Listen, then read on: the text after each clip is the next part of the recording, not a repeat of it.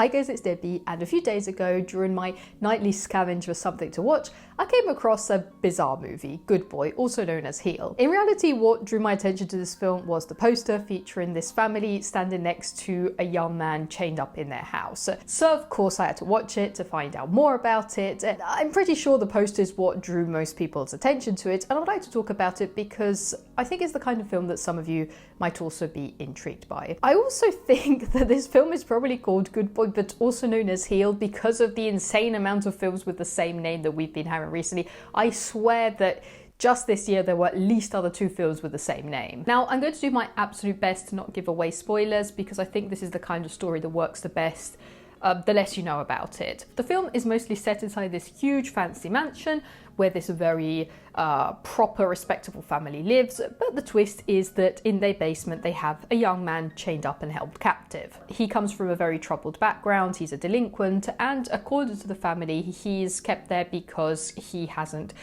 behaved well. They force him to watch videos of his own behaviour, motivational tapes, self-improvement material, all while keeping him locked there. But of course the film is 2 hours long, so the situation evolves a lot from there, and we also start to piece together what's actually going on with this family, who are shown to have a whole array of dysfunctional behaviours of their own. Now, of course, the person held captive in somebody's house trying to escape while we uncover the captor's real motives trope has been used extensively, so the film has to find a way to make it stand out. And I think the first really interesting thing it does is that, unlike most films of this kind where the captive is immediately sympathetic and becomes the hero we root for, here the captive, Tommy, is honestly horrible. He's rude, violent, and it actually takes quite a while before you begin empathizing with him at all. I'm obviously not saying that the family is justified in keeping him chained up and beating him up. I just mean that emotionally it creates a much stranger dynamic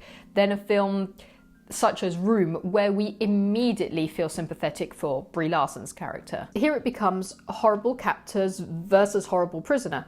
Who's right? Who's wrong? Who are we even supposed to root for? Which of them is actually capable of changing? It becomes this very twisted version of good versus evil. And then there's also this theme of how respectful, polite society deal with those who they consider unpleasant. I actually kept on thinking about this totally unrelated film I saw years ago, Traffic, which is all about various people involved with drug trafficking, from DEA agents to the drug dealers, drug addicts, politicians. And there's this moment, without spoilers, in which the relative of a very prominent public figure ends up addicted to crack. But the panic seems to be less about the addiction itself and more about the scandal, as well as the fact that something so horrible is not that distant from your own proper safe world. And there were some moments in this new movie, Good Boy, in which I was surprised by the extensive amount of politeness, the lengths this family will go to prove just how proper and perfect they are. It's all bizarrely staged and theatrical, even the way they interact with each other, with outsiders, while at the same time they have this dirty secret in their basement. Then as the film moves on, we find out more about their motivation, and honestly, I loved Anson Boon's performance as Captain Tommy here. As I've always said, if you generally hate a character, that means the actor did a great job. And he's acting alongside some incredibly strong performers. I mean, Stephen Graham, effing Stephen Graham. This man consistently delivers one incredible performance after another.